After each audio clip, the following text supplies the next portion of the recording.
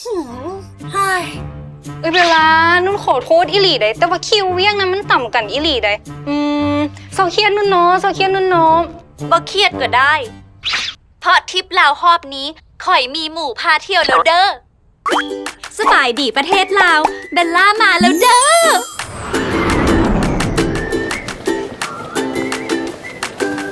นี่คือแอลดี้หมู่คนลาวของเบลล่าเองแอลดี้อุ๊ยต้องเปลี่ยนเงินก่อนได้เนาะ จัดให้ เอ้า จัดให้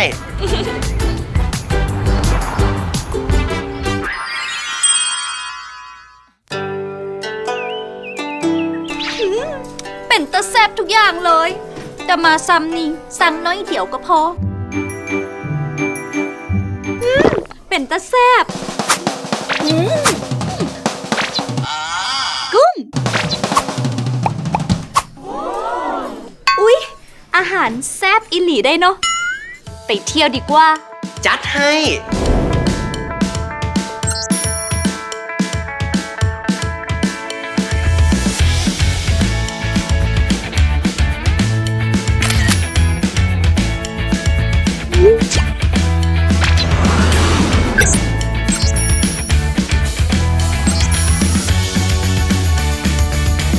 อุ๊ยสุดนี้งาม จัดให้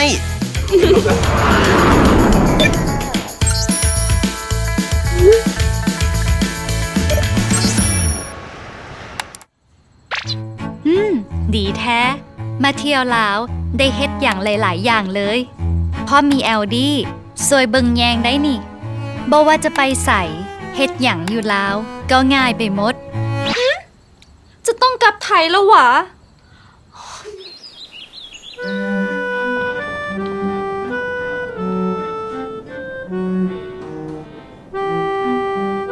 จัดให้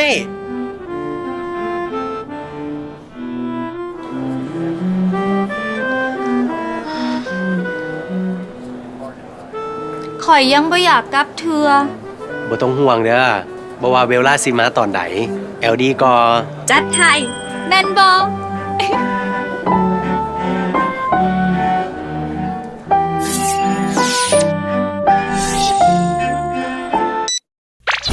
จัดให้ แอป LDB Trust มูใหม่ของเบลล่าดิจิตอลแบงกิ้งที่พร้อมเบิงแยงทุกไลฟ์สไตล์หับโอนจ่ายได้ง่ายทั่วลาว เพียงแต่ไซส์ LDB Trust เท่านั้นก็ตอบโจทย์ได้ทุกอย่างแล้ว เพื่อนคู่คิดเปลี่ยนชีวิตให้ง่ายขึ้น ธนาคารพัฒนาลาว LDB Bank มิตรที่ดีอยู่เคียงข้างทานการรวมถึงแบบยืนยง